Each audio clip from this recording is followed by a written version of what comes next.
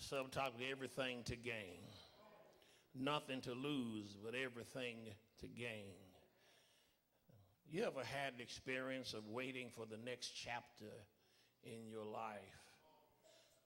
Waiting, and you are like a runner on a racetrack that says, on your mark, get ready, set. But then go seems to take forever. Waiting and anticipating, and after a while, it seems like the goal will never come. When we don't seem to get what we've been expecting, we go back to what we know, whether good or bad.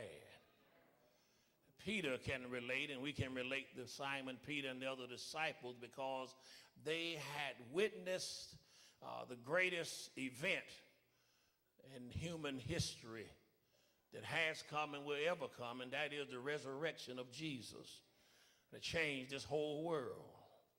Jesus, at this point, unlike in Luke chapter 5, as we look at both of those stories, they have a lot in common. At this point, Jesus had overcome death, hell, and the grave. The terrible crucifixion, his bloodiness, his torture, his pain was over with. And now he victoriously arose from the grave on Sunday morning. And the disciples were locked in the upper room for fear because they were afraid of the Jews. Jesus showed up that Sunday afternoon. Don't know whether he walked through the wall or the door. Doesn't matter. He didn't need to open. He just showed up and declared to them, peace, be still. Let them know that reminded them rather, he's the Prince of Peace. And let them know that it was all written in the Psalms and the prophets that the Son of Man should suffer, die on a rugged cross for the sins of the world, and be raised from the dead. And now the disciples had seen this miracle, and they believed that Jesus truly was alive. Even doubting Thomas at this point knew that he didn't need to put his hand in the nail prints, didn't need to put his hands in his side. He saw for himself. In the wee hours of the morning, they see a figure on the shores. The figure asks them a question and says, do you have any food? And they replied back in their defeated manner, no, they don't have any food. And then this figure tells them, well, you got to cast your net on the right side, the right-hand side of the boat.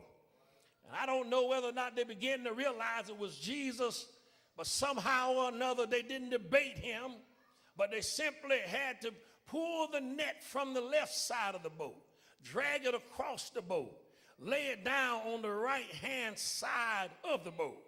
And then when they put it on the right-hand side of the boat, they got what they were looking for. You know, sometimes we're looking in the wrong places and wondering why our nets are coming up empty. We're looking in the wrong places for love and wonder why our nets are empty. We're looking in the wrong places to move and prosper in life. We think we can make a quick buck on the corner. Wonder why after a while our nets come up empty.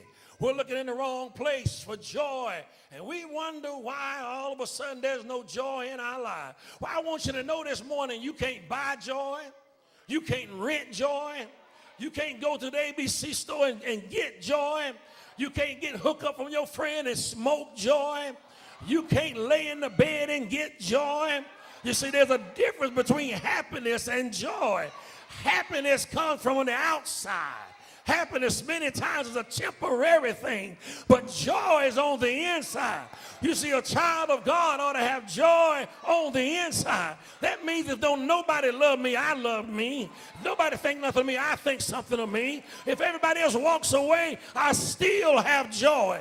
That's what's wrong with many Christians. They let the devil steal their joy.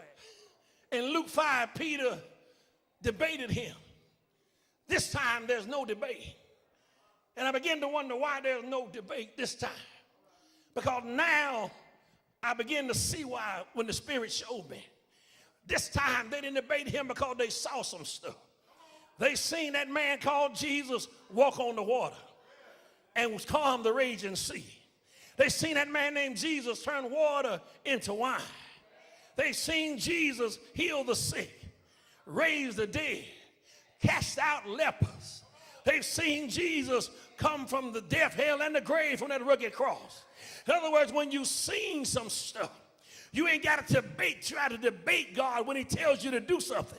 When you've been through some stuff and God tells you what to do, you ain't got to wrestle with him and say, God, should I do this or that? When you've seen some stuff and you realize what you're doing is not working, you ain't got nothing to lose. And when God tells you to do something else, you say, you know, after all I've been through, I know I should not doubt God now.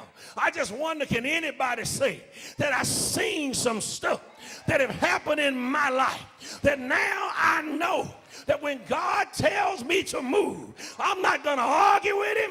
I'm not going to debate with him. I'm not going to hesitate.